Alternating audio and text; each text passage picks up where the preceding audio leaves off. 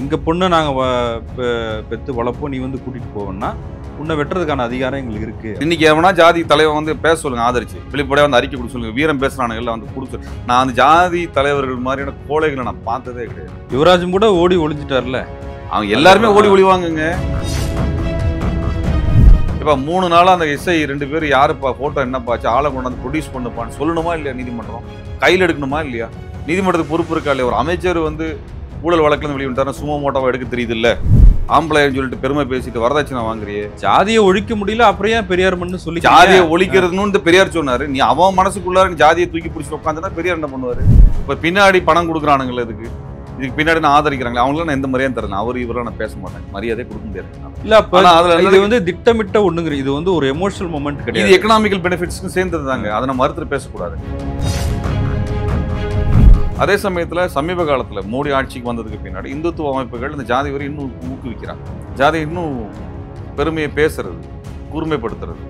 இந்த சாதிய உணர்வு கொண்டவர்கள் தான் அதிகாரிகளாக, காவல்துறை அதிகாரிகளாக, அரசாங்க அதிகாரிகளாக இருக்கிறாங்க. எந்தெந்த அதிகாரிகள் அந்தந்த ஜாதி சங்கத்தில் இருக்காங்க கண்காணிக்க வேண்டிய பொறுப்பு இருக்கு. நீதிபதியா போய் கலந்துக்கிறாங்க ஜாதி சங்கத்துல.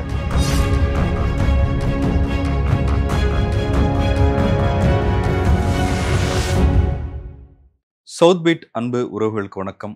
நான் ஃபெலிக்ஸ் இன்பஒளி. இந்த நேர்காணலில் நாம் சந்திக்கிறப்பவர் மே 17 இயக்கத்தின் ஒருங்கிணைப்பாளர் திரு திருமுருகன் காந்தி அவர்கள். வணக்கம். வணக்கம். நெல்லை பாளையங்கோட்டை அங்க 26 வயதுடைய ஒரு இளைஞர் படுகொலை செய்யப்பட்டிருக்கிறார். கவின் செல்வ கணபதி அப்படின்னு. அவர் பள்ளியில் படித்த ஒரு தோழியோட நட்பு ஏற்பட்டு அது காதலாக மாறி இருக்கு. அந்த பெண்ணுடைய சகோதரர் அவரே வந்து இந்த கொலையை செய்திருக்கிறாரு. ரொம்ப தந்திரமா அவர் வீட்டுக்கு வர வச்சு கண்ணில் மிளகா பொடி தூவி அந்த கொலை நடந்திருப்பதாக பார்க்குறோம். கவின் வந்து ஆண்டுக்கு ஒரு 18 லட்சம் ரூபாய் சம்பாதிக்கிற ஒரு இளைஞர், படித்தவர், டிசிஎஸ்ல வேலை செய்கிறவர். அவங்க குடும்ப பின்னணியும், அவங்க தந்தையார் வந்து ஊராட்சி மன்ற தலைவராக இருக்கிறாரு, அவங்க தாய் வந்து அரசு பணியில் இருக்கிறாங்க. ஆனாலும் இதுக்கு ஜாதி ஒரு முக்கியமான காரணமாக இருக்குது. இளவரசன் திவ்யா, சங்கரோட உடுமலைப்பேட்டை சங்கர் படுகொலை, இந்த மாதிரியான படுகொலைகள் பேசப்பட்ட ஒன்றாக இருக்குது.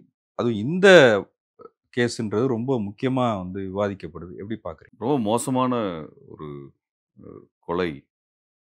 தொடர்ச்சியாக இந்த மாதிரி மோசமான கொலைகளாக நம்ம பார்த்துட்டு இருக்கிறோம்.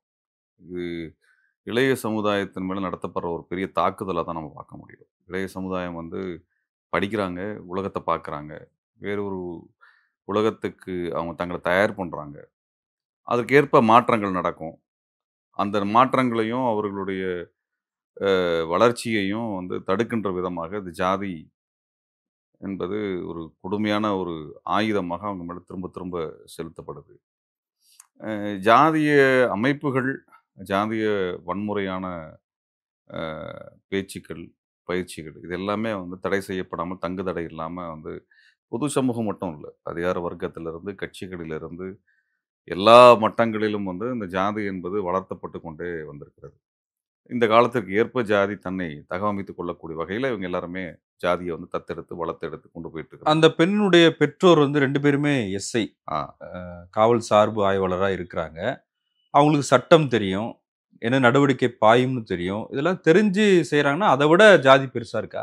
ஜாதி வந்து தான் இங்கே எல்லாத்தையும் பாதுகாக்கக்கூடிய ஒரு கட்டமைப்பு மாதிரி ஒரு உருவாக்கம் பண்ணியிருக்கிறாங்க. ஜாதி வந்து தனிச்ச ஒரு விஷயமா, ஒரு தனிநபர் அடையாளமாக நம்ம பார்க்க முடியாது. இங்கே ஜாதி வந்து ஒரு அதிகாரத்தை பெறுவதற்கான வாய்ப்பை ஜாதி இருக்குது. ஒரு வாக்கு தொகுப்பாக இருக்குது. அதற்கு பிறகு வந்து அந்த அதிகாரத்தை வைத்துக்கொண்டு நீங்கள் அது வந்து அதிகார வர்க்கத்தில் இருந்தாலும் சரி, ஆட்சியாளர்களாக இருந்தாலும் சரி, அதில் இருந்து கொண்டு தங்களுக்கான சொத்துக்களை சேர்ப்பதற்கு இது வந்து பயன்படுது. இந்த சொத்துக்களை வந்து வளர்த்தெடுப்பதற்கும் பாதுகாப்பதற்கும் ஜாதி உணர்வு தேவைப்படுது.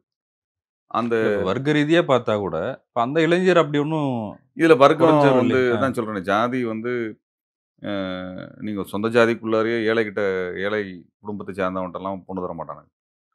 அதெல்லாம் தெளிவாக தான் இருப்பானுங்க. அப்போ அவங்களுக்கு வந்து அது சாதியே முக்கியம்னு சொன்னால் கூட சொந்த ஜாதிக்குள்ள காசு பணத்தை பார்த்து தான் பண்ணுவாங்க. இந்த மாற்று சாதியாக, பிற சாதியாக, குறிப்பாக பட்டியலினம் என்று வரும்பொழுது அவங்களுக்கு கௌரவம் ஒண்ணு பார்க்கக்கூடிய ஒன்றாக, சாதிய தூய்மையை பாதுகாக்க வேண்டிய ஒரு கடமையாக அவங்க வந்து இத செய்றாங்க. இப்ப வந்து இதில அதிர்ச்சியான விஷயம் என்னன்னா, அரசு அதிகார வர்க்கத்துக்குள்ள நீங்க ஐஏஎஸ் அதிகாரியா இருக்கிறீங்க, காவல்துறை அதிகாரியா இருக்கிறீங்க, ரெவென்யூ ஆஃபீஸரா இருக்கிறீங்க, அது எஜுகேஷன் டிபார்ட்மெண்ட்ல இருக்கீங்க. பல இந்த மாரி எல்லா அரசு துறைகள்ல ஒருத்தர் போய் சேர்ந்துட்டாலே, அவங்க ஜாதிக்கு அப்பாற்பட்டவங்களா தங்கள இருக்கிறாங்க. ஒரு நினைப்பு வந்து பொது சமூகத்தில இருக்குது. அதிகாரிகளாக இருந்தா, அவங்க இன்னும் சாதி இறுக்கமா தான் புடிச்சு நிக்கிறாங்க அப்படிங்கிறது அப்பட்டமா தெரியுது. அதுவும் காவல்துறையில இருக்கிறவங்களுக்கு. வேறு துறையை விட அன்றாடம் ஜாதிய விஷயங்கள கையாளக்கூடியவங்களா இருப்பாங்க. இவர்கள்லே வந்து இவ்வளவு தூரம் ஜாதி வெறியோட இருக்கிறாங்க அப்படின்னாங்கன்னா, இந்த ஜாதி வெறியோட இருக்கக்கூடியவங்கள பாதுகாத்த சிஸ்டம் எதுன்னா, அதே காவல்துறை தான். இன்னைக்கும் அதான் அவங்கள பாதுகாத்துட்டு ஒரு இருக்கு. போலீஸ் பேசுற ஒரு ஆடியோ ஒண்ணு வெளியாச்சு சமீபமா. அவர் தன்னுடைய மனைவிய எப்படி நடத்துனாரு, ஆ. எப்படி அடிச்சேன் அப்படின்னு சொல்லி தன்னுடைய தங்கச்சி கிட்ட சொல்றாரு. அவங்க தங்கச்சியும் வந்து, ஆமா அப்படிதான் பண்ணணும் அப்படின்லாம் சொல்ற ஒரு பேசுற ஒரு ஆடியோ. இது போலீஸ்ங்கிறத தாண்டி ஒரு ஆணாதிக்க சிந்தனை, பெண்ணுன்னா அப்படிதான் நடத்தணும் அப்படின்றது, இந்த ஜாதியில பொறந்தவங்கள இப்படிதான் நடத்தணும் அப்படின்றது. அத எப்படி பார்க்குறீங்க? இப்ப நம்மளுக்கு வந்துங்க, அ அரசாங்க வேலைக்கு போணும்னா, அவங்க குடுக்கக்கூடிய பரீட்சை எழுதுனா போதும். சில தகுதிகள், போலீஸ்னா வந்து உடல் தகுதி இருந்தா போதும். ஆனா அரசாங்கம்ங்கிறது என்னது? எல்லாருக்கும் பொதுவாக நடந்து கொள்ள வேண்டும். எல்லாருக்கும் சமமாக நடந்து கொள்ள வேண்டும். எல்லாருக்கும் வந்து சட்டத்தினுடைய பாதுகாப்பை தரணுங்கிறது தான் அரசாங்கத்துடைய வேலை. வேற ஒண்ணும் அங்க ஒண்ணும் பிரைவேட் கம்பெனி கிடையாது. அது லாபத்தில வேலை செய்யறது கிடையாது. இந்த தேசத்தினுடைய வளங்களை, வளர்ச்சியை சமமாக குடுக்கணும், பாதுகாக்கணும். எல்லாரையும் வந்து வளர்வதற்கு உதவி செய்யக்கூடியது தான் அரசாங்க கட்டமைப்பு, அதிகாரிகளுடைய கட்டமைப்புங்கிறது. அப்படிப்பட்ட வேலைக்கு போறவனுக்கு என்ன தகுதி இருக்கணும்? சமுதாயத்த பத்தி புரிதல் இருக்கணும். சமுதாயத்தில ஏற்கனவே என்னென்ன பிரச்சனை இருக்குதோ, அத பத்தியான அறிவும், அதை வந்து மாற்ற வேண்டும் என்கிற விருப்பம் இருக்க வேண்டும். நீங்க நீங்க அரசாங்கம் வைக்கக்கூடிய பயிற்சியிலயோ, அரசாங்கம் வைக்கக்கூடிய தேர்வுகள்லயோ, அல்லது அரசாங்கம் நமக்கு குடுக்கக்கூடிய கல்வியிலயோ, இந்த ஜாதிய உணர்வ பற்றியான விவரங்களோ, விளக்கங்களோ, இந்த ஜாதி உணர்வ கைவிட வேண்டும் என்ற எந்த பயிற்சியோ நம்மளுக்கு கிடையவே கிடையாது. இப்ப நீங்களோ, நானோ வந்து ஜாதிக்கு அப்பாற்பட்டு யோசிக்கணுன்ற அந்த சிந்தனைங்கிறது நம்மளுக்கு பள்ளிக்கூடத்தில வரல. நம்மளுக்கு வாத்தியார்லாம் சொல்லி தரல. நம்மளா படிச்சு தெரிஞ்சுக்கிட்ட ஒரு கருத்து தான் அது. எந்த பள்ளிக்கூடத்திலும் இதெல்லாம் சொல்லி தர்றதில்ல. தீண்டாமை ஒரு பாவச் செயல்னு புஸ்தகத்தில போட்டிருக்காங்களே ஒழிய, தீண்டாமைன்னா என்ன? அது எப்படிலாம் நடக்கும்? எப்படிலாம் இயங்கும்? அப்படிங்கிறத வந்து நம்மளுக்கு வந்து பள்ளிக்கூடத்தில சொல்லி தந்ததில்ல. அப்படியே நம்ம பள்ளிக்கூடத்தில வளர்றோம். ஆனா ஜாதி உணர்வு எங்க எடுத்துக்கிறோம்? வீட்லருந்து எடுத்துக்கிறோம். நம்ம ஊர்லருந்து எடுத்துக்கிறோம். தெருவுலருந்து எடுத்துக்கிறோம். அவங்க சொந்தக்கார பசங்க வழியா வரக்கூடிய சாதிய விழாக்களுக்குள்ளார, குடும்ப நிகழ்வுக்குள்ளார ஜாதிய நம்ம ரொம்ப இறுக்கமா அதான் பண்பாடா ஒரு பண்பாடா நம்மளுக்குள்ள வருது. இவன் அப்படியே கல்லூரிக்கு போறான். கல்லூரியில படிச்சு மார்க் வாங்கும் பொழுது ஜாதிய பத்தியான எந்த விதமான கேள்விகளோ, பதிலோ அங்க கிடையாது. டிஎன்பிஎஸ்சி எழுதுறான், அல்லது யுபிஎஸ்சி எழுதுறான். அதுலயும் ஜாதிய ஒழிக்கிறத பத்தியான வழிமுறைய பத்தி சொல்லுப்பான்ல கூட கேள்விகள்லாம் வரப்போறதில்ல. அப்புறம் காவல்துறையில பயிற்சி தர்றாங்க. உங்களுக்கு உடலை பாதுகாத்துக் கொள்றது எப்படி? ஆயுதத்தை கையாள்றது எப்படி? சட்டங்கள பற்றியான பிரிவுகளை பற்றியான பயிற்சிகள், என்னென்ன முறைகள் இருக்குங்கிறதெல்லாம் குடுக்குறாங்க. அதுல இந்த ஜாதிய வன்முறையை கைவிடக்கூடிய ஒரு பயிற்சியோ, ஜாதிய உணர்வை கைவிடக்கூடிய பயிற்சியோ, அல்லது அதை கண்காணிக்கக்கூடிய ஒன்றோ எதுவுமே கிடையாது. நீங்க ஊழல கண்காணிக்கிறதுக்கு துறை வச்சிருக்கிறீங்க. ஊழலை விட ரொம்ப மோசமானது ஜாதி. ஜாதிய உணர்வை கண்காணிப்பதற்கென்று எந்த துறையும் இந்த இந்தியாவுல கிடையாது. எந்த அரசாங்கமும் அத உருவாக்கவே இல்ல. இல்ல அப்படி அப்ப கண்காணிக்க முடியுமா? பண்ணி தான் ஆகணும். இப்ப எப்படி 2 பேர் வந்திருக்காங்க. என்ன கணவன், மனைவி 2 பேருமே ஜாதி வெறியோட இருந்திருக்கானுங்க. இத தவிர இப்ப நடுக்காவேரியில ஒரு பொண்ணு விஷம் குடிச்சு இறந்து போனா. தன்னோட தம்பிய வந்து கைது பண்ணி கொண்டு போனாங்க. விடுதலை பண்ணுங்கன்னு சொல்லி அக்கா, தங்கை 2 பேருமே போனாங்க. அங்க நடந்தப்ப என்னன்னு பார்த்தீங்கன்னா, பட்டியல் சமூகத்து பையன் தான். அந்த பையன் வந்து மதுவுக்கு எதிரா தான் பிரச்சாரம் பண்ணிட்டு இருந்த பையன். அதுக்கப்புறம் போராடிட்டு இருந்த பையன். ஆனா அதுவே கள்ளச்சாராய கேஸ்ல தான் அந்த பையன அரெஸ்ட் பண்ணி உள்ள தூக்கி போடுறாங்க. ஏன் அப்படி பண்றீங்கன்னு தான் அந்த 2 சகோதரிகள் போய் கேட்டுருக்காங்க.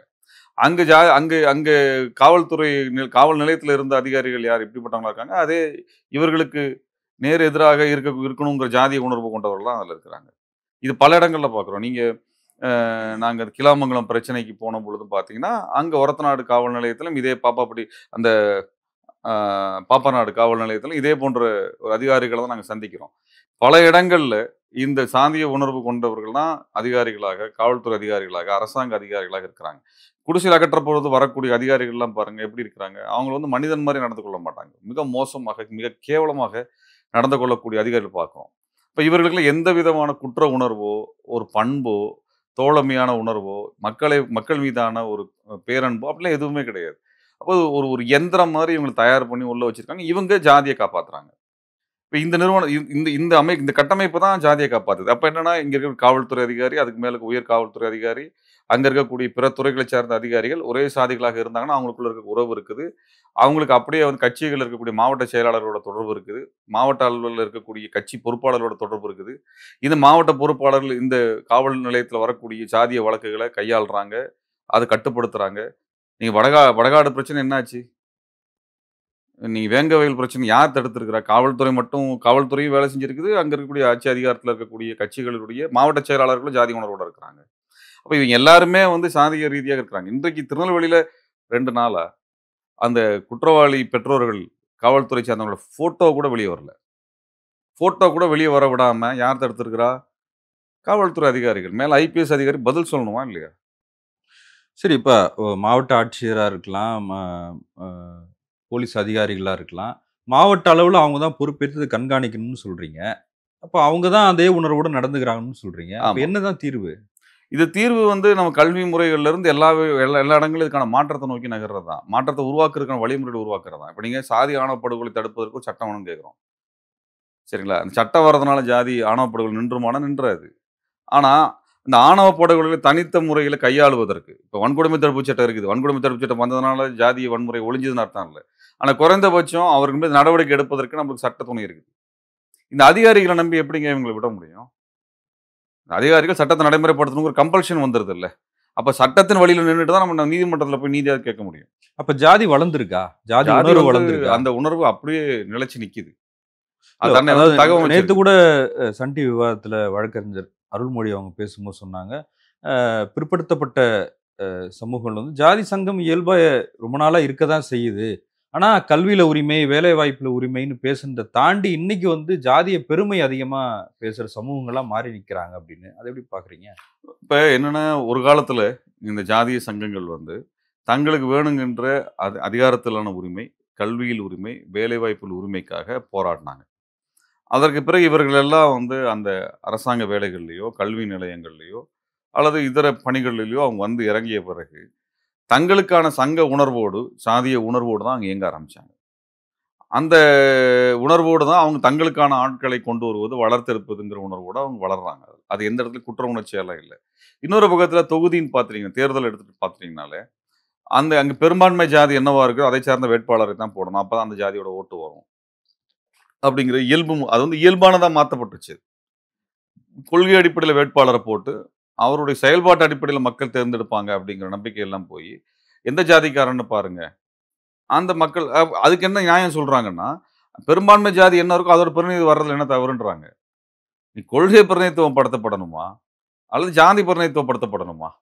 இயக்கங்கள தாண்டி அரசியல் கட்சிகள் எல்லாமே ஜாதி ஒழிப்ப பேச முடியாத சூழல்ல இருக்கிறாங்க இல்லையா? இல்ல பேசக்கூடாதுங்கிற இடத்துல இருக்கிறாங்க.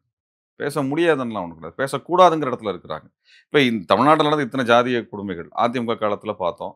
ஜாதி ஆணவ கொலைகள் நடக்கலாம்ன்னு அவங்க பேசுனாங்க. திமுக காலத்துல பெரிய அளவுக்கு ஒரு எதிர்பார்ப்போட சில முற்போக்கு இயக்கங்கள் அவங்க பின்னாடி நின்னாங்க, நிக்கிறாங்க.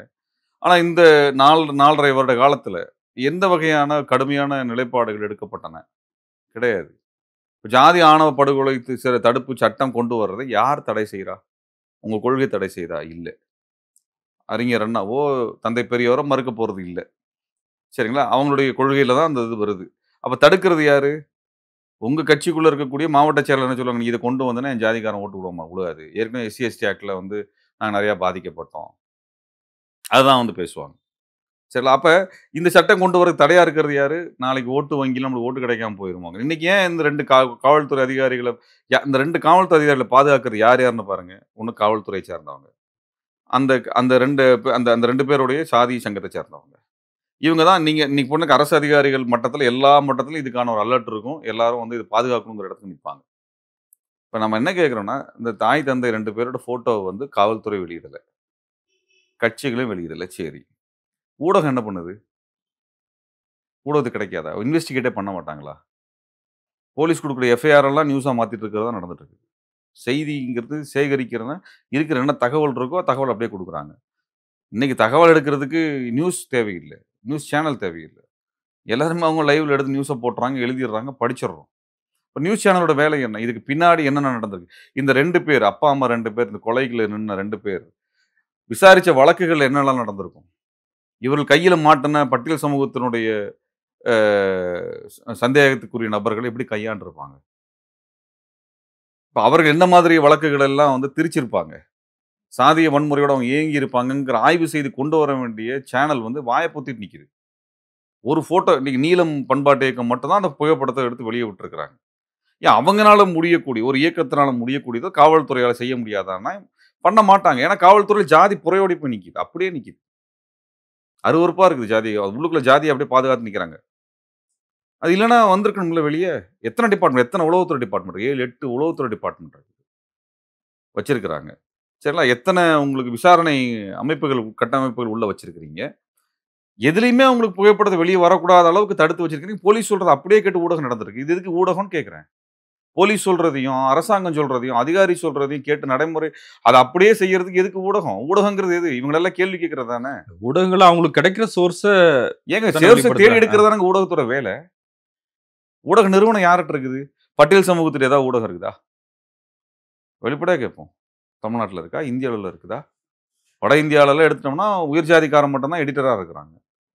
97% வரைக்கும் அவங்க தான் இருக்கிறதா செய்தி கணக்கு வருது. தமிழ்நாட்டோட நிலைமை என்ன? பட்டியல் சமூகம் இப்ப பெரிய சமூகமா இருக்கிறாங்க. 25, 26% மக்கள் இருக்கிறவங்களுக்கு, அவங்களுடைய சார்பா பேசுறதுக்கு என்ன ஊடகம் இருக்குது? ஒண்ணுமே கிடையாது பெருசா. அப்ப இந்த கேள்விகள்லாம் வரும்ல. இன்னைக்கு நீங்க முற்போக்கு பேசக்கூடிய எத்தனையோ பேர் இருக்கிறாங்க. இத பேச மாட்டேங்கிறாங்க. இது வந்துங்க கட்சி கடந்து பேசணும். ஆட்சி அதிகாரம் கடந்து பேசணும். இது வந்து அடுத்த தலைமுறை பாதுகாக்க வேண்டிய ஒன்று. இது சமூக ஆனா சமூக வலைதளங்கள்ல இப்ப நெறைய பேச்செல்லாம் வைரல் ஆகுது. கமெண்ட் எல்லாம் வந்து, ஆமா அந்த கொலையில என்ன தவறுன்னு கேட்கிறவங்களே கூட இருக்கிறாங்க. அது அ ரா அதிகாரப்பூர்வமற்ற பொதுவெளியில இருக்கிற பொதுமக்கள் பேசுற ஒரு கருத்தாகவே இருந்தாலுமே கூட, ஜாதி சங்க தலைவர்லாம் ரொம்ப ஜாதி வெறியோட பேசுற வீடியோ வீடியோலாம், பார்க்குறோம். அதாவது எங்க பொண்ண நாங்க பெ பெத்து வளர்ப்போம். நீ வந்து கூட்டிட்டு போவன்னா, உன்ன வெட்டுறதுக்கான அதிகாரம் எங்களுக்கு இருக்கு அப்படின்னு பேசுறாங்களே. நம்ம என்ன கேட்கிறோம்னா, பட்டியல் சமூகத்து இளைஞன வெட்டுற. இதே இன்னொரு இடைநிலை ஜாதிக்காரன் வந்தா வெட்டிருவியா நீங்க? அந்த மாதிரியான பிரச்சனைகள் இருக்க தானே செய்யுது. நான் அ, இல்லன்னு அ. சொல்லல. எத்தன இடத்துல நடந்திருக்கு? நம்மளும் பார்க்குறோம். நம்மளும் இதே ஊர்ல இருக்கிறோம். நம்மளும் சுத்தி இருக்க கல்யாணத்த பார்க்குறோம். உன்னோட உயர் ஜாதிக்காரன் வீட்ல இருந்து வந்து கல்யாணம் பண்ணா, நீ வாய பொத்தின்னு தானே இருக்கிற நீனு. இல்ல உன் ஜாதியிலேயே கல்யாணம் பண்ணி குடுக்குற அவங்க மாப்பிள்ளை வந்து குடிகாரனா இருக்கிறான். பொம்பள பொறுக்கியா இருக்கிறான். ஏமாத்துறவனா இருக்கான். வேலைக்கு போகாதவனா இருக்கான். வரதட்சணை குடும்பம் வாங்குறான். அப்பலாம் உன் ஜாதி சங்கம் என்ன பண்ணுச்சு? அந்த புள்ள காப்பாத்த வந்துச்சா? ஏதோ என் புள்ளைய நான் பாதுகாக்கிறோம், எங்க புள்ளைங்கள நான் பாதுகாக்கிறோம் வீரா பேசுற ஒருத்தன் கூட, சரிங்களா? தான் ஜாதி புள்ளைங்க, அவங்க வீட்ல நம்ம நம்ம ஜாதியிலேருந்து கல்யாணம் பண்ண பையன், நம்ம புள்ளைய கொடுமைப்படுத்துறானேன்னு எவனாவது வந்து நின்னுருக்கானா? பேசுவாங்களா? என் ஜாதியில வந்து திருடனா இருக்கிறியேடா, எங்க ஜாதிக்கு அவமானம்னு சொல்லி, நான் ஜாதி விட்டு விலகுறோம்னு சொல்லி யாராவது அறிவிச்சிருக்காங்களா? இவ்வளோ குடிகாரனா ரோட்ல கிடக்குறியே, உன்ன பார்த்தா என் ஜாதியோட மானம் போகுதுன்னு சொல்லி குடிகாரன வந்து ஜாதி விட்டு விலக்கி வச்சிருக்காங்களா? இல்ல நீ கொலை எல்லாம் பண்ற, கூலிப்படையா இருக்கிற, நீ உன்னால ஜாதிக்கே இழுக்கு, நீ எல்லாம் வேணாண்டான்னு சொல்லி தொரத்தி விட்டுருக்காங்களா? செஞ்சிருக்காங்களா? வரதட்சணை வாங்குறியே, ஆம்பளைன்னு சொல்லிட்டு பெருமை பேசிட்டு வரதட்சணை வாங்குறியே, இந்த புள்ளைய போட்டு கொடுமைப்படுத்தி வாங்குறியே, அதுவும் நம்ம ஜாதிக்காரன் புள்ளைய, பொம்பள புள்ளைய போட்டு கொடுமைப்படுத்தி வாங்குறியே, நீ ஜாதியே வேணாண்டான்னு சொல்லி ஜாதி விட்டு தொரத்துறானுங்களா? அந்த வீரத்த அங்க காமிக்கணும்ல. ஆனா வள்ளி கும்மி சொல்லி தராங்க. அதிலேயே வந்து எடுக்க அதுதாங்க சொல்றாங்களே. கேட்கிறேன். இப்ப அதுதான் கேட்கிறேன். அதிலேயே இப்ப நீங்க அந்த சத்தியம் ஜாதியில வாங்குறாங்களே. வந்து குடிகாரன் இல்லையா? இந்த மாப்பிள்ளைகள் எல்லாம் குடிகாரன்ப்பா. இவனுக்கெல்லாம் பொண்ணு தராதீங்க லிஸ்ட் போடு யோக்கியனா இருந்தா. அங்க பாதிக்க போறது யாரு? தினம் குடிச்சிட்டு வந்து பொம்பள புள்ளைய வீட்ல போட்டு அடிக்கிறான். இவன் குடிச்சிட்டு வந்து வாந்தி எடுக்குது அந்த புள்ள தான் அள்ளணும். இதுக்கா புள்ளைய பொத்து வச்சிருக்கணும் எந்த அப்பாவது கேட்பாங்களா? கேட்க சொல்லுங்களேன் அங்க. ஏன்டா நீ குடிச்சிட்டு வந்து நீ வந்து கரைச்சல் பண்றதுக்கு வந்தும், நீ எடுக்கிற வாந்திக்கும், உனக்கு உடம்பு முடியாம படுக்கிறதுக்கு, அல்றதுக்கும், இது பண்றதுக்குமாடா புள்ளைய பொத்து வச்சோன்னு யாராவது கேட்டாங்களா? கேட்க சொல்லுங்க. முறுக்கிட்டு வரவன கேட்க சொல்லுங்க அங்க. இல்ல என் ஜாதிக்கார பையன்கலாம் சாராயம் குடிக்கும். அங்க என்ன பேசுவாய்ங்க? அரசாங்கம் திறந்து வச்சிருக்கல. அரசாங்கத்த போய் கேட்கணும். உன்னோட ஜாதி பெருமைனா காப்பாத்து. புள்ளைய காப்பாத்து. குடியில யார் பாதிக்கப்படுறா? அரசாங்கத்துக்கு திட்ட தெரியுதுல்ல. என் ஜாதிக்காரன் அதிகமா இருக்க ஊர்ல சாராய கடை இருக்கக்கூடாதுன்னு சொல்ல தெரியுமா? கஞ்சா விக்கக்கூடாதுன்னு உன்னால சண்டை போட தெரியுமா? என் பசங்க எல்லாம் கெட்டு போறானுங்கன்னு பேச தெரியுமா? தெரியாதே. உன் ஆனா ஜாதிக்காரன் சமூக நீதி பேசுற மண்ல, பெரியார் மண்ல இது இங்க தொடர்ந்துகிட்டே இருக்கே. பெரியார் மண்ணுனா ஜாதி கொலை நடக்காது. அம்பேத்கர் மண்ணுனா ஜாதி கொலை நடக்காதுங்கிறதுல. பெரியார் மண்ண பெரியார் ஜாதியை நிராகரிக்கணும்னு சொல்லக்கூடிய கருத்த சொன்ன ஏற்ற மக்கள் இருக்கிறோம். அதனால நாங்க சண்டை போடுறோம். பெரியார ஏற்றுக்கொள்ளாத பெருங்கூட்டம் உட்கார்ந்திருக்குது. பெரியார திட்டிக்கிட்டு. அவன் ஜாதிய வச்சுட்டு தான் உட்கார்ந்திருக்கிறான். சரி அவன எதிர்த்து தான் நாங்க சண்டை போட்டுட்டு இருக்கிறோம். பெரியார் மண்ணா நாங்க இருக்கிறோம், நாங்க சண்டை போடுறோம். நாங்கலாம் யாரு அப்ப? அதான் நான் கேட்கிறேன். பெரியார் மண்ணுனா இவன்லாம் பெரியார ஏத்துக்கிட்டானுங்களா? கொலை பண்றவன பெரியார் ஏத்துட்டவனா? பெரியார் மருத்துவனா கொலை பண்ணிட்டு இருக்கான். ஜாதியை ஒழிக்க முடியல, அப்புறம் ஏன் பெரியார் மண்ணு சொல்லிக்கிறீங்க? ஜாதியை ஒழிக்கிறதுன்னு இந்த பெரியார் சொன்னாரு. நீ அவன் மனசுக்குள்ளார நீ ஜாதியை தூக்கி பிடிச்சிட்டு உட்காந்துனா பெரியார் என்ன பண்ணுவாரு? கருத்தை தான் சொல்ல முடியும். டாக்டர் வந்து மருந்து தான் கொடுக்க முடியும். நீ குடிக்க மாட்டேன்னு சொல்லி உட்காந்து இல்ல, அது ஒரு முடியும். அப்ப அது ஒரு தேக்க நிலையில அது. என்னதுங்க? அதுக்கு அந்த ஐடியாலஜி வந்து ஒரு தேக்க நிலையில தொடர்ச்சியா இருக்கு. போராடிட்டு இருக்க நிலை தான் அது. இந்த போராட்டமும் நிறுத்திட்டோம்னு வச்சுக்கோங்களேன், இவங்க இஷ்டத்துக்கு பண்ணியிருப்பானுங்க. ஒரு கொலை இல்ல. தினம் கொலை நடந்திருக்கும். தினம் கொலை நடந்திருக்கும். இவங்களுக்கு கொலை பண்றதுக்கு வாய்ப்பு இல்லைன்னு நினைக்கிறீங்களா? ஏன் வந்து நிக்குது? சமூகத்துல எதிர்ப்பு வருது தமிழ்நாட்டுல. எதிர்ப்பு குரல் வருது. இன்னைக்கு எவனா ஜாதி தலைவன் வந்து பேச சொல்லுங்க ஆதரிச்சு. வெளிப்படையா வந்து அறிக்கை கொடுக்க சொல்லுங்க. வீரம் பேசுறானுங்கல்ல வந்து குடுக்க நான் அந்த ஜாதி தலைவர்கள் மாதிரியான கோழைகளை நான் பார்த்ததே கிடையாது. எத்தனை போராட்டங்கள்ல, மக்களுக்கான போராட்டங்கள்ல, மண்ணுக்கான போராட்டங்கள்ல எங்க ஜாதி தலைவர் வந்து நிக்கிறாங்க? போலீஸ் வந்தது, கேஸ் வருதுன்னா ஓடிருவாங்க. நாங்க நின்னுருக்கோம். தேச துரோக வழக்கு வாங்கியிருக்கிறோம். சிறைக்கு போயிருக்கிறோம். எல்லாமே அனுபவிச்சிருக்கிறோம். எல்லாம் பண்ணியிருக்கிறோம். நாங்களும் ஏதோ ஜாதியில தானே வர்றோம். நீங்களும் ஏதோ ஜாதியில தானே வர்றீங்க. நம்ம ஏன் அத கடந்து பேசுறோம்? யுவராஜும் கூட ஓடி ஒளிஞ்சிட்டார்ல. அவங்க எல்லாருமே ஓடி அதுக்கப்புறம் ஒளிவாங்கங்க. இப்ப பாலியல் வன்முறை நடக்குது. சரிங்களா? எத்தனையோ பாலியல் வன்முறை நடக்குது. அது அந்த பொண் பாதிக்கப்படுற பெண் ஏதோ ஒரு சாதிய சார்ந்த பெண்ணா தான் இருக்குது. அந்த சாதி தலைவர் இறங்கி நின்னு சண்டை போட்டுருக்காரா? போராட்டம் நடத்தியிருக்காங்களா? எத்தன இடத்துல நடத்தியிருக்காங்க? நாங்க எத்தன கேஸ் காமிக்கிறோம் இந்த மாதிரி? அந்த சாதியில ஏழைகள் இல்லையா? கூலி விவசாயிகள் இல்லையா? நிலத்த குடுத்துட்டு அரசாங்கம் நட்டஈடு தராம அவங்க நட்டாத்துல விட்டுருக்குதே! அந்த சாதியில ஆட்கள் இல்லையா? பாதிக்கப்பட்டவங்க இல்லையா? இருக்கிறானே! அவனெல்லாம் காப்பாத்துறதுக்கு உன் ஜாதியில வர முடியல, உன் ஜாதி தலைவனால வர முடியல அப்டின்னா, என்ன நிலத்த குடுத்துட்டு நட்டஈடு கிடைக்காம, வேலை வாய்ப்பு கிடைக்காம, ஒ இது வேலை நிரந்தரம் இல்லாம, முழுமையான சம்பளம் கிடைக்காம எத்தன பேர் இருக்கிறான்? அதுக்கு சாதி சங்கம் வந்து போராட சொல்லுங்க. அவைங்கள பார்ப்போம் அப்ப. இதுக்கு மேல ஏத்தி விடுவாய்ங்க. ஏன்னா, நாளைக்கு மண் குவாரி நடத்தணும், கல்லு குவாரி நடத்தணும், கான்ட்ராக்ட் எடுக்கணும். அதுக்கு என் சொந்த ஜாதிக்காரன் டிரைவரா இருக்கலாம், சொந்த ஜாதிக்காரன் லோடு மேனா இருக்கலாம், சொந்த ஜாதிக்காரன் கணக்கு எழுத வரலாம், சொந்த ஜாதிக்காரன் கட்ட பஞ்சாயத்து பண்ண வரலாம், சொந்த ஜாதிக்காரன் பொக்லைன் ஓட்டணும். ஏன்னா விசுவாசமா இருப்பான். இந்த ஜாதி தலைவனுக்கெல்லாம் விசுவாசமான கூலி தன் சொந்த ஜாதியிலிருந்து கிடைக்குங்கிறதுக்காக தான் ஜாதிய வளர்த்துட்டு இருக்கானே ஒழிய, இவங்களுக்கு அவன் மேல எந்த அக்கறையும் கிடையாது. எந்த அக்கறையும் கிடையாது. இவங்களுக்கு பயம். மத்த ஜாதிக்காரன் வந்தானா கேள்வி கேட்டுருவானோ, காச புடிங்கிருவானோ. சொந்த ஜாதிக்காரன்னா நம்ம அண்ணன் தான், நம்ம சொந்தம் தான் அப்படின்னு சொல்லி அவனுக்கு கூலி வேலை பார்க்கறதுக்கு சொந்த ஜாதிய வளர்த்துடுறான். நீங்க இந்த காசு, இந்த ஆதரவு, வக்கீலுக்கு காசு தராம, கேஸ நடத்துறதுக்கு ஆள் இல்லாம இவங்கலாம் பண்ணிருவாங்களா? பண்ணிருவாங்களா? முடியுமா அது? இப்ப பின்னாடி பணம் குடுக்குறானுங்கல்ல இதுக்கு. இதுக்கு பின்னாடி நான் ஆதரிக்கிறாங்களே, அவங்களும் நான் எந்த மரியாதையும் தரல. அவரு இவரெல்லாம் நான் பேச மாட்டேங்க. மரியாதையே குடுக்க முடியாதுங்க என்னால. இல்ல, அப்ப ஆனா அதுல இது என்னன்னா வந்து திட்டமிட்ட ஒண்ணுங்கிற இது வந்து ஒரு எமோஷனல் மொமெண்ட் இது கிடையாது. எக்கனாமிக்கல் பெனிஃபிட்ஸ்க்கும் சேர்ந்தது தாங்க. அத நம்ம மறுத்துட்டு பேசக்கூடாதுங்க. எக்கனாமிக்கல் பெனிஃபிட்ஸ் இருக்குதுங்க.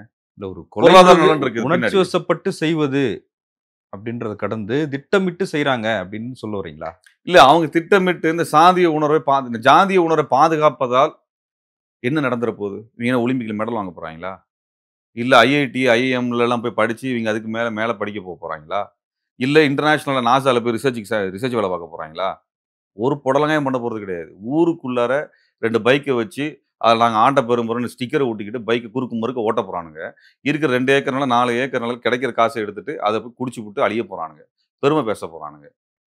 திருவிழால கரைச்சல் பண்ண போறாங்க. இத தவிர, இந்த ஜாதிக்காரனால இந்த இந்த இந்த இடைநிலை சாதிகள்லயோ, இந்த இதர சாதிகள்லயோ இன்னும் சாதி வெறிய தூண்டக்கூடியவங்கள்ல கேட்கறது கேள்வி. இடஒதுக்கீட்ல மருத்துவ கல்வியில ஒன்றிய அரசு, பிஜேபி அரசு இத்தனாயிரம் இடங்கள வந்து தடுத்து வச்சிருக்கிறான். கேள்வி கேள்விகளுக்கு துப்பு இருக்குதா? வேலைவாய்ப்புல இடம் இல்லாம நிறுத்தி வச்சிருக்கிறாங்க. வேலைவாய்ப்புல இந்த சாதிகளுக்கான இடஒதுக்கீடு நிரப்பல. ஓபிசிய நிரப்பல. கேட்கறதுக்கு துப்பு இருந்துச்சா? அதுக்கெல்லாம் வரமாட்டாங்க. அதுக்கெல்லாம் நம்மலாம் போராட்டம் நடத்தணும். அந்த ஜாதிக்கு சேர்த்து நம்ம தான் போராட்டம் நடத்துறோம். நிலத்த எடுக்காத நம்ம தான் போராட்டம் நடத்துறோம். வீடு இடிக்காத நம்ம தான் போராட்டம் நடத்துறோம். அவங்களுக்கு வேலைவாய்ப்பு கூட நம்ம தான் போராட்டம் நடத்துறோம். கல்வி உரிமை கூட நம்ம தான் போராட்டம் நடத்துறோம். நீட்ட ரத்து பண்ண நம்ம தான் போராட்டம் நடத்திட்டு இருக்கோம். அதுக்கெல்லாம் இவங்க வரமாட்டாங்களே! இதுல வரமாட்டாங்களே! அங்கலாம் வரமாட்டாங்க. எதுக்கு எதுக்கு இந்த சாதி உணர்வு எங்க வச்சிருக்கிறாங்க அப்டின்னா, என் புள்ளைய நான் காப்பாத்துறேன். எங்க புள்ள நான் வளர்த்துறது உனக்கு கல்யாணம் பண்ண தான் குடுக்குறியா? அப்படின்னு பேசக்கூடியவங்க எங்கேருந்து வர்றான்னா, இவன் பண்ணக்கூடிய தொழிலுக்கு கூலிக்கு ஆள் வேணும். சொந்த ஜாதியில இருந்து ஆள் வேணும். அதனால வளர்த்துடுறான். ஏழைப்பாளையங்களாங்க ஜாதிய வச்சு பொழைக்கிறான். ஜாதிய வச்சு யார் பொழைக்கிறா? யார் பொழைக்கிறாங்க? அதிகாரத்துல இருக்கிறவங்க, அதிகார வர்க்கமா இருக்கிறவன், பணக்காரனா இருக்கிறவன், பெரிய கம்பெனி நடத்திட்டு இருக்கிறவன், கல்லு குவாரி, மண்ணு குவாரி மாரியான இந்த பிசினஸ் பண்ணிட்டு இருக்கிற ஆளுங்க. இவங்களுக்கு தேவை.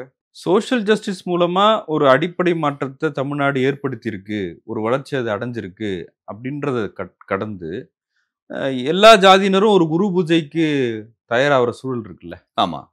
அது இன்னைக்கு ஒரு அ இன்னைக்கு நடைமுறையில வந்து நம்ம ஜாதிக்கு ஒரு ஒரு தலைவர் வேணும் அப்படின்னு பார்க்குற விஷயம் இருக்கு. அத எப்படி பார்க்குறீங்க? இது வந்து அடையாள அரசியலுடைய வெளிப்பாடு தான் அது. அதுல கொண்டாட்டம் நடக்குது, கலவரம் ஆமா. நடக்குது, அது பாதுகாக்க வேண்டியது இருக்கு, ஒரு இப்ப பதட்டமான சூழல் இருக்கு. ஒண்ணு பார்த்தோம்னு வச்சுக்கோங்களேன். இந்த ஜாதி பெருமை பேசக்கூடிய, எங்களுக்கு வந்து நாங்கலாம் ஆண்ட பரம்பரைன்னு சொல்லக்கூடியவங்கள நான் பரிதாபத்தோட தான் பார்க்குறேன். அவங்க மேல எனக்கு எந்த கோவமும் கிடையாது. ஏன்னா, இந்த இந்த சாதிகள்லயே எல்லாருமே ஜாதி வெறியோடலாம் இல்ல. நான் பல ஊர்கள்ல பார்த்துருக்குறோம். அந்த ஊர்கள்ல இதெல்லாம் தேவையில்லாத வேலைன்னு சொல்லக்கூடிய கணிசமான ஆட்கள் இருக்கிறாங்க. இத மறுக்கக்கூடிய அல்லது எதிர்க்கக்கூடிய ஆட்கள் இருக்கிறாங்க. ஆனா, அவங்க வலுவா மேலே வந்து பேசுறது இல்ல. இவங்களோட ரவுடித்தனமா இருக்கிறதுனால, அவர் அந்த ஜனநாயக சக்திகள் அந்த சாதிகள் சமூகத்திலிருந்து வெளிய வந்து பேச முடியறதில்ல. இந்த ரவுடிகளா இருக்கக்கூடியவர்கள ஒடுக்க வேண்டிய காவல்துறை இது செய்யறது இல்ல. சரிங்களா?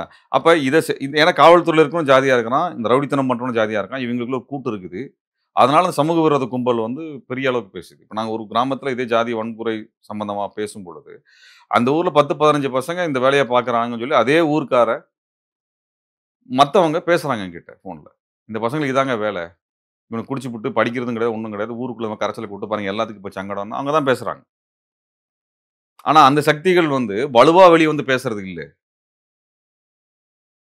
வலுவா வந்து வெளிய வந்து பேசுறது இல்ல. அப்ப இது என்ன ஆகுதுன்னா, ஒரு சாதிக்குள்ளார இருக்கக்கூடிய ஜனநாயக சக்திகள் வலுவா வெளிய வந்தாகணும். இன்னைக்கெல்லாம் பேசியாக வேண்டிய ஒரு தேவை இருக்குது. அவங்க வெளியில வர்றது இல்ல. இந்த ஜாதிக்குள்ளார இந்த ஜாதி வெறியோட இருக்கக்கூடியவன பார்த்தீங்கன்னா, பாதி பேருக்கு வந்து இந்த வேலையும் பண்ணாம, அதுக்கான எந்த முயற்சி எடுக்காம இருக்கக்கூடிய, ஊதாரித்தனமா இருக்கக்கூடிய ஒரு குழு இந்த வேலைய செஞ்சுக்கின்னே இருக்குது. அதுக்கான கூலி வேலைகளா இயங்கிட்டே இருக்கிறாங்க. அப்ப இந்த நிலை என்பது வளர்ந்து, வளர்ந்து, வளர்ந்து, வளர்ந்து இன்னைக்கு வந்து நிக்குது அதுல. டெக்னிக்கலாவே வளர்ந்திருக்குன்னு பார்க்குறீங்களா? இன்னைக்கு வந்து Facebookலயா இருக்கட்டும், ம். WhatsAppல வந்து தனியா குழுக்கள் வச்சிருக்கிறாங்க. அந்த ஜாதியின் பெயரிலேயே வச்சிருக்கிறாங்க. அத பத்தி டிஸ்கஸ் பண்றாங்க. அப்ப டெக்னாலஜி கூட அதுக்கு பயன்படுதா? இந்த சமூக வலைதளத்துல நீங்க வலதுசாரி தன்மைய வளர்த்து விடக்கூடிய தன்மை அதிகமா இருக்கு. இப்ப ஜாதி வெறியோட பேசக்கூடியவங்கள வந்து, நீங்க யாரு சென்சார் பண்ணணும்? இந்த மேதகு பிரபாகரன் படத்த போட்ட உடனே அடுத்த 2வது செகண்ட் தூக்குறாங்க. இப்ப ஜாதிய வன்முறையா எழுதக்கூடியத ரீட் பண்றதுக்குன்னு ஏஐ டூல்லாம் எல்லாமே வந்திருக்குது. ஏதாவது பிளாக் பண்றாங்களா? இல்ல காவல்துறை நடவடிக்கை எடுக்குதா?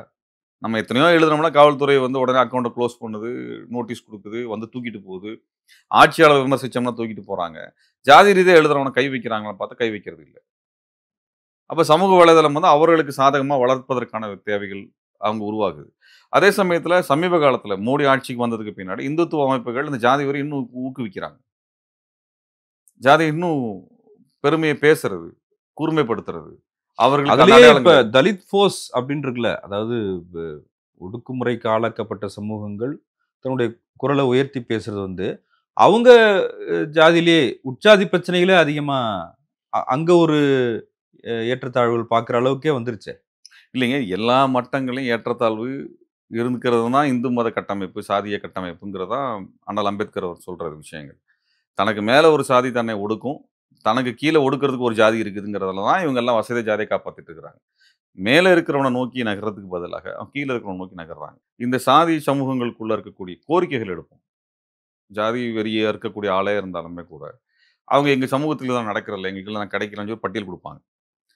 நான் ஒரு கூட்டத்திலே பேசியிருக்கேன். "அப்பா நீங்க உங்க ஜாதி பெருமை பேசுறீங்க.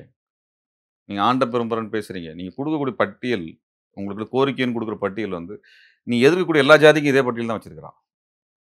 எங்களுக்கு போதுமான வேலைவாய்ப்பு இல்ல. எங்களுக்கு போதுமான கடன் உதவிகள் தர்றதில்ல. தொழில் வாய்ப்புகள் வர்றது இல்ல.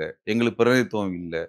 ஆட்சி அதிகார பிரதிநிதித்துவங்கள் எங்களுக்கு கிடையாது." இப்படின்னு சொல்லி, இந்த ஜாதிகள் பேசக்கூடிய, இந்த ஆண்ட ஜாதிகள் பேசக்கூடிய பெரும்பாலான ஜாதிகளுடைய கோரிக்கைகள் எடுத்தா இதுதான் இருக்குது. அப்ப நீ இந்த கோரிக்கைகளுக்கு எங்க சண்டை போடணும்? உனக்கு மேல இருக்கிறவன நோக்கி சண்டை போடணும். மேல இருக்கிறவன நோக்கி தான் சண்டை போடணும். கீழ இருக்கிறவன நோக்கி எதுக்கு சண்டை போடுற? என்ன பண்றாங்கன்னா, இந்த முரண்பாடுகள் இந்த ஃபனான் பேசும்பொழுது ஒண்ணு சொல்லுவாரு. இந்த ஒடுக்கப்படுகின்ற சமூகங்கள் வந்து, சரியான ஒரு கோட்பாடு அடிப்படையில வழிநடத்தப்படலன்னு வச்சுக்கோங்களேன், தனக்குள்ள இருக்க உள் முரண்கள தன்னைத்தானே அழிச்சுக்கும். இன்னைக்கு நடக்கக்கூடிய இந்த சாதிகள் வந்து, இங்க இருக்கக்கூடிய இந்த பெரும்பாலான இந்த இடைநிலை சாதிகளா இருக்கக்கூடியவங்க, சாதி பெருமை பேசக்கூடியவங்களுக்கு, பெரும்பாலான இளைஞர்களுக்கு வேலைவாய்ப்புல இடம் இல்ல. வேலைவாய்ப்புகள் இல்ல. அது ஒண்ணு தனியார் மயம் ஆகுது, அல்லது ஒன்றிய அரசு நிரப்பாம இருக்குது. கல்வி வாய்ப்புகள் இல்லாம இருக்கு. போதிய கல்விக்கூடங்கள் இல்லாமல் இருக்குது. அப்ப அந்த இளைஞர்களுக்கான அந்த தேவைகளை சரிங்களா? அந்த தேவைகளுக்கான ஒரு போராட்டங்களை நடத்துவதற்கு பதிலாக, இந்த இளைஞர்களே அவர்களுக்கு விட மோசமான பொருளாதார சூழ்நிலையில், சமூக சூழ்நிலையில் இருக்கக்கூடியவர்களை எதிரிகளாக காட்டுவதன் மூலமாக, இவங்களோட கோவத்தையும், இவங்களோட ஆதங்கத்தையும், இவங்களுடைய என்னது அரசியல மடைமாற்றுகின்ற வேலையை தெளிவாக செய்கிறார்கள். அதுக்கு அதிகார வர்க்கம் வேலை செய்யும். கட்சிகள் உதவுகிறாங்க. அந்த இளைஞர்கள் எந்த ஜாதியா இருந்தாலுமே, அவங்க வந்து காவல்துறைய பார்த்தா கோவமா கத்துவாங்க. பார்த்துருக்கோம். காவல்துறை கண்டாலே அவங்களுக்கு வந்து ஒரு கோவம் வர்றத பார்த்துருக்கோம். அதுக்குடைய அர்த்தம் என்ன? அவங்களுக்கு ஏன் காவல்துறை மேல கோவம் வரணும்? அவங்க ஏதோ ஒரு வகையில ஒடுக்கப்பட்டவங்களா இருப்பாங்க. காவல்துறை, அரசு வன்முறையால ஒடுக்கப்பட்டவங்களா இருப்பாங்க. அந்த கோவம் அங்க இருக்கும். அப்ப அவங்களுக்கு வந்து தன் அதிகார வர்க்கத்தின் மேல இருக்கக்கூடிய கோவம், ஆதங்கம், போதாமை, கோரிக்கைகள் நிறைவேறாத கோரிக்கைகளுக்காக அவங்கள அணிதிரட்டுவதற்கு பதிலாக, இந்த அதிகார வர்க்கம் என்ன பண்ணுதுன்னா, "அப்பா நீ எல்லாம் பெரிய ஜாதி. நீ இந்த ஆண்ட ஜாதி. பார் நீ ஏன் ஆண்ட ஜாதினா, நீ இவனெல்லாம் அடக்கி வச்சு தான் நீ ஆண்ட ஜாதியா இருக்கிற. நீ அவன போய் 4 சாத்து சாத்துன்னு சொல்லி கிளப்பி விடுது."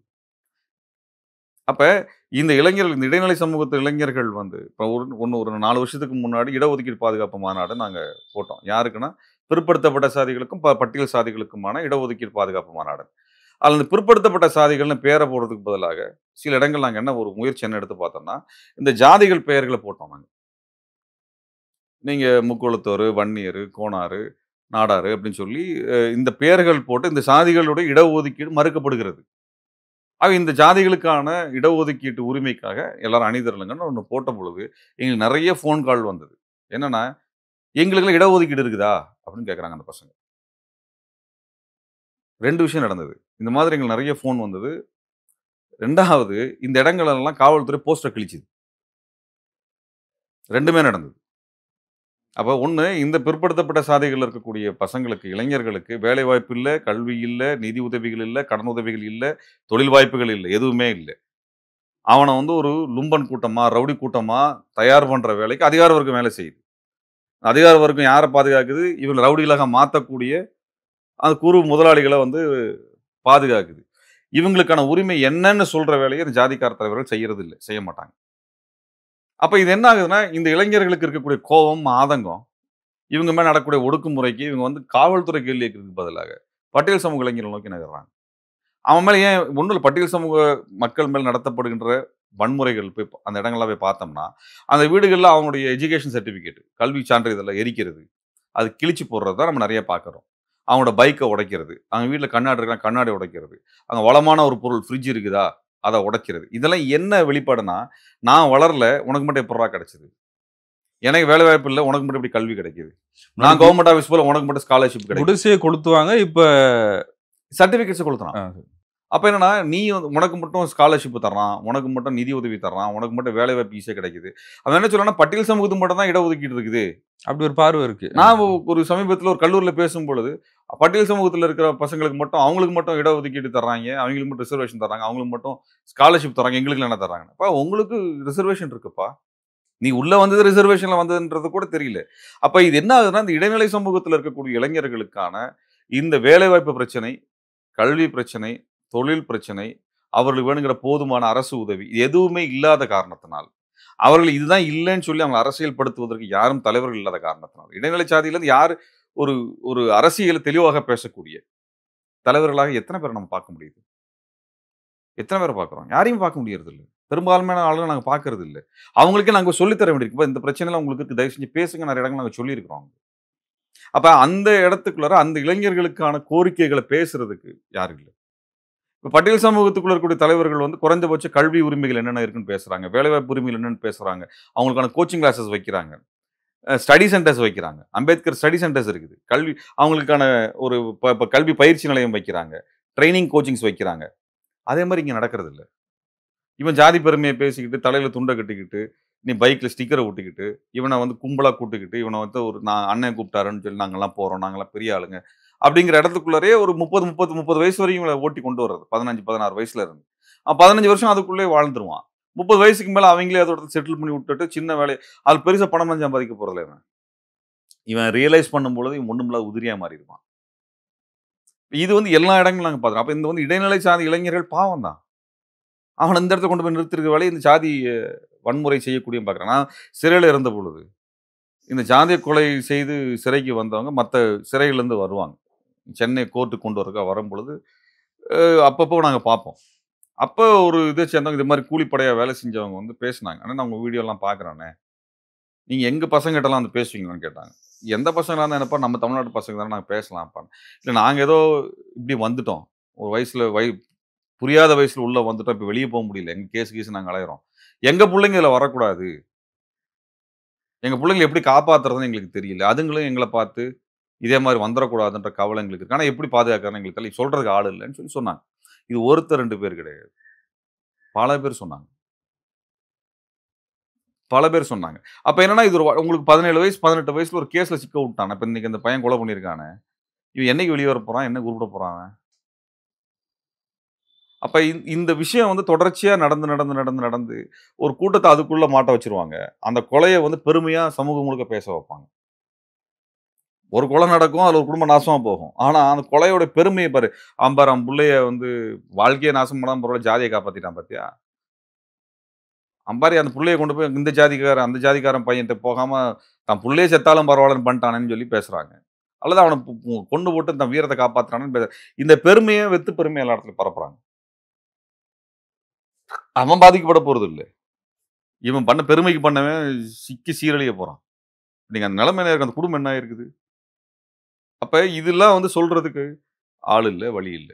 இத பேச வேண்டிய துணிச்சலா பேச வேண்டிய கட்சிகள் பேசுறது இல்லைங்க. அவங்க பேசணும். இந்த கட்சிகளினுடைய திமுக, அதிமுக போன்ற கட்சிகளினுடைய மாவட்ட செயலாளர்களே ஜாதியா தான் இருக்கிறாங்க. அவங்களுக்கு என்னன்னா இந்த ஜாதியில யார வச்சா ஓட்டு வாங்கலாங்கிறத பார்க்க ஆரம்பிச்சு, இவங்களே ஜாதிக்கான ஆளாவும் மாத்தி, அந்த ஜாதிக்கான ஒரு கேஸ் வருதுன்னோனே, இவங்க நேரா போய் மாவட்ட செயலாளர்ட்டயோ, மத்த மாவட்ட அமைச்சர்கள்ட்ட போய் பேசுறாங்கன்னா, "அண்ணே காப்பாத்தி விட்டுருங்க, பண்ணி விட்டுருங்க. கேஸ்லாம் வராம பார்த்துக்கோங்கண்ணே. நம்ம ஆளுங்க, நம்ம பசங்கன்னா" அவன் நேரா எஸ்பிக்கு ஃபோன போட, டிஎஸ்பிக்கு ஃபோன போட, கேஸ முடிச்சுட்டு, சரிப்பா எல்லாத்தையும் பார்த்துக்கலாம். இப்படிதான் வேங்க வயல்லாம் விடப்பட்டது. வடகாடெல்லாம் நடந்தது. இப்படிதான் நடந்தது. திருவைக்காவூர் இப்படிதான் நடந்தது. திருவைக்காவூர் பிரச்சனை என்ன? அங்க வந்து திமுகல ஒரு பையன் வந்து ஒரு பொறுப்பு வாங்கியிருக்கிறாரு. அதுல வந்து பட்டியல் சமூக பையன், இளைஞர்கள் அந்த கட்சியில இருக்கக்கூடியவங்க, பிற்படுத்தப்பட்ட ஜாதி இளைஞர்கள். இவங்களும் பேனர் வச்சிருக்காங்க, இவங்களும் பேனர் வச்சிருக்காங்க. "நீ எப்புட்றா பேனர் வைக்க போச்சுன்னு" அடிச்சாய்ங்க. பஞ்சாயத்து ஆயிருச்சு. இதுதான் அங்க நடந்தது. உடனே போலீஸ் உள்ள இறங்கி பட்டியல் சமூகத்துக்குள்ள வீடு வீடா புகுந்து அடிச்சாங்க. இது நியூஸே ஆகல. நாங்க உள்ள போனப்போ உள்ள விடமாட்டேன்ட்டாங்க. அந்த பகுதிக்குள்ள உள்ள போய் மக்கள பார்க்க முடியாம போயிருச்சு. அப்ப இது எல்லா இடங்களையும் யார் வளர்த்துறாங்கன்னு நாங்க கண்கூடா பார்க்குறோம். நீங்க வந்து ஜாதிய வன்முறை நடந்ததுன்னு வச்சுக்கோங்களேன். பாதிக்கப்பட்ட பசங்க மேலயும் 10 கேஸு. 10 பேத்து மேல. கொலை பண்ணவங்களோ, அல்ல கலவரம் பண்ணவன் மேலயும் கேஸு. 2 பேத்து மேலயும் கேஸ போட்டு நாங்க 2 பேரும் சமமா நடத்துறோம்ன்றாங்க. இது எப்படி நீதி? இது எப்படி நீதி? இதுதான் காவல்துறை செய்யுது. என்னன்னா, நீ அந்த ஜாதிக்காரன் மட்டும் பண்ணிட்டேன்னு இவன் வந்து கேட்பான், இவன் வந்து பேசுவான். தப்புனா தப்பு தான். உள்ள தூக்கி போடு. சட்டம் அதானே சொல்லுது. எதுக்கு இவன மேல கேஸ போடுறீங்க? பாதிக்கப்பட்டவனா போய் அடிக்க போறான். அடுத்ததுங்க ஒரு முக்கியமான விஷயம். எல்லா ஊர்களிலும் பெரும்பாலான ஊர்கள்ல என்ன பார்க்குறோம்னா, பட்டியல் சமூகத்தினுடைய மக்கள் வாழக்கூடிய பகுதிகள்ல தான் டாஸ்மாக் வைக்கிறான். ரேஷன் கடையும், ஸ்கூலையும் கொண்டு போய் இவங்க ஊருக்குள்ள வைப்பான். சரிங்களா? அப்ப இந்த குழந்தைங்க அங்க படிக்க வரும்பொழுது வன்முறைய எதிர்கொள்ள வேண்டியிருக்கும். இங்க இருக்கிறவன் குடிக்கிறதுக்கு இங்க வரும்பொழுது குடிச்சுப்புட்டு கலவரத்த இழுத்து விடுவான். இது வந்து நடந்துட்டே இருக்கிறது செட்டப்ப யார் உருவாக்குறது? ரெவென்யூ ஆஃபீஸருக்கு தெரியாதா? அவன் தெளிவா டாஸ்மாக்ல இருக்கக்கூடிய அவங்கலாம் என்ன ஜாதின்னு எடுத்து பாருங்க. அவன் கொண்டு போய் அந்த டாஸ்மாக் கடை எங்க வைப்பான்னு பாருங்க. 2 வகையில அழிவு இருக்கும். ஒண்ணு வந்து ஜாதி ரீதியா அழிவு. இன்னொன்னு அவன் கூலிக்கு போயிட்டு வர்றாங்க. அந்த காச எடுத்து சாராயத்துல செலவு பண்ணிட்டு போறது. இது நடக்கும். சரி ரேஷன் கடை அங்க தான் வச்சிருப்பாங்க. ஸ்கூல் அங்க தான் வச்சிருப்பாங்க. இந்த பொம்பளைங்க அங்க தான் போணும். இந்த குழந்தைங்க அங்க தான் படிக்க போணுன்றப்ப அங்க வரக்கூடிய பிரச்சனை. அத கையாளுவதற்கு பார்த்தீங்கன்னா, ஹெட் மாஸ்டர் இப்படி தான் இருக்கணும். டீச்சர் பேசுனத பார்த்தோம்லடா. ஒரு டீச்சர் தென் தமிழ்நாட்டுல மாணவன்ட்ட பேசும்பொழுது, "எப்பா நம்ம பசங்கடா நீங்கலாம்" அப்படின்னப்ப நம்மலாம் அந்த பையன் அந்த டீச்சர் கிளாஸ் எடுப்பான். அப்ப அந்த அந்த டீச்சருக்கு ஹெட் மாஸ்டருக்கு தெரியாதா? இவன் கையில கயிறு கட்டிட்டு வர்றான், என்னவா இருக்கிறான், பொட்டு வச்சுட்டு வர்றான், என்ன ஜாதியா இருக்கிறான், என்ன பண்றான்னு. நான் மதுரை காமராஜர் யூனிவர்சிட்டியில படிக்கும்பொழுது ஜாதியா பிரிச்சாங்க. அங்க இருக்க பேராசிரியர்கள் சில பேர். நாங்க எதிர்த்து சண்டை போட்டுருக்கேன் நான். நான் சஸ்பெண்ட் ஆயிருக்கேன். நான் சஸ்பெண்ட் ஆயிருக்கேன். ஹாஸ்டல விட்டு வெளியேத்தப்பட்டிருக்கிறேன். நாங்க சண்டை போட்டுருக்கிறோம். எங்களுக்கு தெரியும். நான் அதுவரைக்கும் ஃபர்ஸ்ட் இயர்ல நாங்க எல்லாரும் ஒண்ணா இருந்திருக்கிறோம். அங்கருந்து ஊழல கேள்வி கேட்டுருக்கிறோம். அடுத்த வருஷம் பார்க்கும்பொழுது பார்த்தா, 2ஆ பிரிக்கப்பட்டிருக்கிறாங்க பசங்க. அந்தந்த ஜாதிக்கார பையன கூட இப்ப நீ யாரு? நீ யாரு? நீ யாரு? அவன் அந்த வாத்தியாரு, இவன் இந்த வாத்தியாருக்கு போய் நின்னா முடிச்சுட்டானுங்க. இன்ஸ்டிடியூஷன்ல நடக்குதுங்க அது. இன்ஸ்டிடியூஷன்ஸ்ல நடக்குது. அப்ப இந்த மாதிரி எல்லா இடத்துல இருக்கிறத மாத்துறதுங்கிறதுக்கு உறுதியான ஒரு அமைப்பு வேணும். இப்ப மறியல் போராட்டம் அறிவிச்சிருக்கிறீங்க. இப்ப அந்த நோக்கம் என்ன? இது கவனத்துக்கு கொண்டு வர்றதுக்கு தான். இப்ப வந்து கவின் கொலை வந்து நமக்கு எல்லாம் பதட்டத்த குடுக்குது. எல்லாருமே பேசுறோங்க. ஆனா இயங்குறது இல்ல. இப்ப ஜல்லிக்கட்டுக்கு இத்தன பேர் வெளிய வந்தோம். இந்த கொலைக்கு எல்லாரும் வெளிய வந்தா தான் என்ன? ஒரு நாள் வந்து லீவ் எடுத்துட்டு வெளிய வீதிக்கு வந்தா என்ன குறைஞ்சிற போறோம்? ஒரு நாள் போராட்டம் பண்ணா என்ன குறைஞ்சிற போறோம்? எப்படி இதெல்லாம் மாறும்?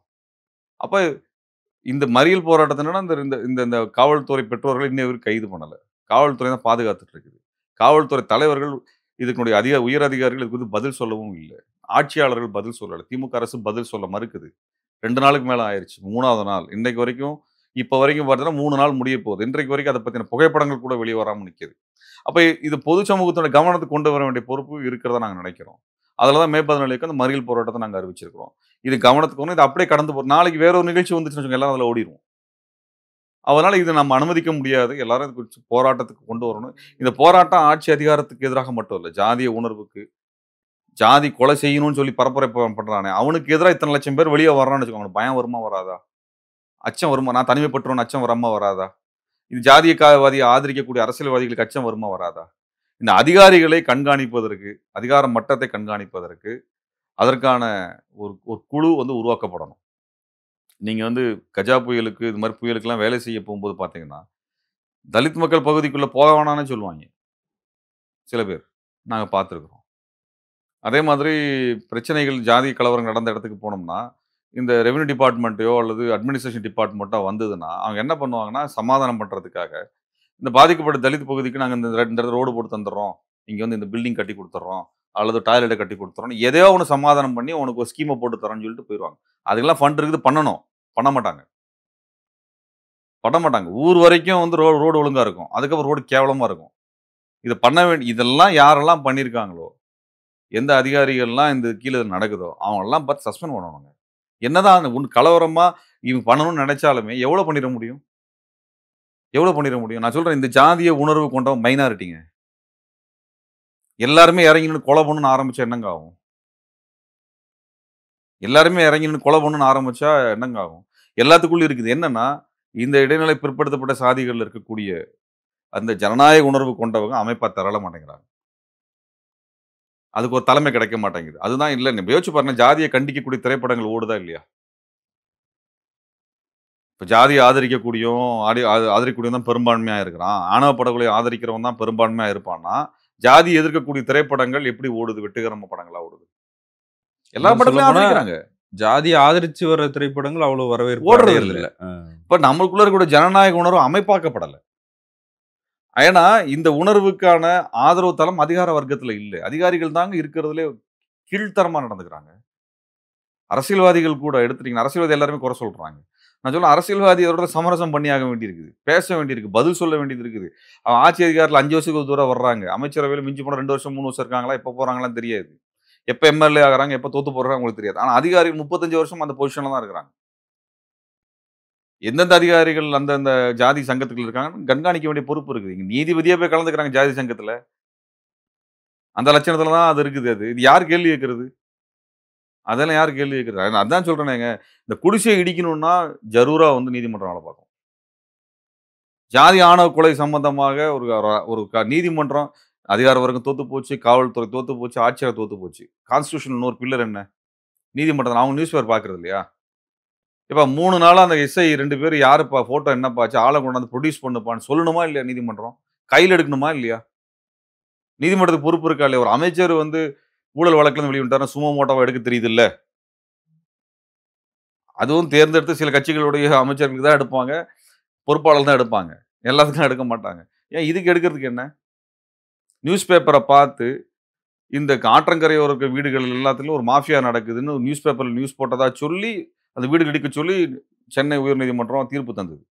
அந்த நியூஸ் பேப்பர்காரன் கார்ப்பரேட் கம்பெனில விளம்பரம் வாங்கி போட்டுட்டு இருக்கிறான். அவன் அதுக்கு சாதகமா நியூஸ போட்டுருக்கான். அத வச்சு ஒரு நீதிபதி பேசுறாரு. சரி இந்த கொலைய பத்தி இத்தன வருது, இத்தன பேர் பேசுறோம், இத்தன பேர் போராட்டம் நடத்துறாங்க, எல்லாம் நடக்குதுல்ல. ஏன் நீதிமன்றம் பேச மாட்டேங்குது? கேட்கணுமா இல்லையா? எஸ்பிய கொண்டாந்து நிறுத்த வைக்கணுமா இல்லையா? என்னய்யா ஆச்சு 3 நாளா நடந்துச்சுன்னு கேள்வி கேட்கணுமா? யார தாங்க கேட்கறது இந்த சமூகத்துல? யார தான் கேட்கறது? எங்கனால முடிஞ்சத நான் கேட்பேன். நாங்க இருக்கிற வரைக்கும் கேட்போம், சண்டை போடுவோம், மல்லு கட்டுவோம். கேஸை போட்டுரும், அடிக்கட்டும், உதைக்கட்டும். ஆனா விட்டு தர முடியாது எந்த இடத்துலயும். இதுல பாதிக்கப்படக்கூடிய இந்த பட்டியல் சமூக இளைஞர்கள், குறிப்பா சொல்லப்போனா, இது பெண்கள் உரிமை சம்மந்தப்பட்டதுங்க. ஒரு பெண் தனக்கான இணையரை தேடுவதற்கான உரிமை இருக்கிறது. இவன் சோறு போட்டானே அப்படிங்கிறதுக்காகலாம், இவன் சொல்ற இடத்துக்குலாம் போய் பண்ணணும்னு அவசியம் இல்ல. வர்ற பையன் நல்லா வச்சுக்குவானா, மாட்டானான்னு பாரு. அது இருக்கான்னு பாரு. இல்ல நீ கல்யாணம் பண்ணி அரேஞ்ச் மேரேஜ் எல்லாமே யோக்கியமா தான் இருக்குதா? அப்ப டைவர்ஸ் ஏன் அதிகமா நடக்குது? இல்ல சொந்த ஜாதிக்குள்ள தானே பண்றீங்க. சொந்த ஜாதிக்குள்ள டைவர்ஸே நடக்கிறது இல்லையா? ஏன் நடக்குது? உள்ள சந்தோஷமா இருக்க கல்யாணம் பார்க்க தெரியாதவன்லாம் அப்பாவா இருந்தா என்ன? அம்மாவா இருந்தா என்ன? அவங்கலாம் இருந்தா என்ன என்ன என்ன என்ன சாதிச்சிட போறாய்ங்க அவிங்க? இந்த புள்ளைய அந்த புள்ளைய அந்த பையன் நல்லபடியா வச்சிருப்பானா? இல்லன்னு பார்க்கறதுக்கு தானங்க அப்பா, அம்மா இருக்கானுவ. சொந்த ஜாதிக்காரனால குடிக்காதவனா நீ எடுத்து கொண்டு வந்துருவியா? இல்ல கஞ்சா பழக்கம் இல்லாதவன கொண்டு வந்துருவியா? நல்ல கெட்ட பழக்கம் இல்லாம இருக்கிறவன கொண்டாந்து சேர்த்துற முடியுமா உன்னால? இல்ல அப்படி இருக்கவன தண்டிச்சிட தான் முடியுதா? இந்த வரதட்சணை கொலைக்கு நம்ம பார்க்குறோமா இல்லையா? வரதட்சணை தற்கொலைகள் நம்ம பார்க்குறோமா இல்லையா? அப்ப அதனால வந்துங்க இந்த அப்பா, அம்மாக்கள் வந்து ஜாதிய உணர்வோடு இருக்கிறவங்க, அவருடைய அப்பா, அம்மாக்கள் அதை விட மோசமான சமூகம் வேற எதுவும் கிடையாது. எதிர்த்து சண்டை போட வேண்டிய இளைஞர்கள் கையில தான் இருக்கு. இளைஞர்கள், கல்லூரி மாணவர்கள் அவங்க இறங்கி நின்னு சண்டை போடணும். அவங்க கல்லூரிகள்ல இருக்கக்கூடிய மாணவர்கள் இறங்குனாங்கன்னா, இதுக்கு ஒரு முடிவு வரும். எல்லா கல்லூரியில மாணவர்கள் வந்து ஏன்னா, தங்கள் இணையர தேடுறது அவன் தானங்க வாழப் போறான். அவன் தானே முடிவு பண்ணணும். அவனுடைய எதிர்காலத்த வந்து நாசம் பண்றாங்க. பெண்கள் அமைப்புகள் இதெல்லாம் இறங்குனா தான் இதுக்கு ஒரு முடிவு கட்டுறக்கு வழி இருக்கும். தமிழ்நாடு அரசு, திமுக அரசு எனக்கு தெரிஞ்சு 4 வருஷத்துல பெரிய தோல்வி பண்ணியிருக்கிறாங்க. அவங்க சமூக நீதின்னு பேசியிருக்காங்களே ஒழிய, ஜாதி ஒழிப்புக்கான எந்த பணிகளையும் மேற்கொண்டதாவோ, அதுக்கான நடவடிக்கைகளோ, ஆலோசனை குழுக்களோ ஏமாற்றமா தான் பார்க்குறோம். நன்றி. உங்களுடைய நேரத்துக்கு மிக்க நன்றி. நன்றி.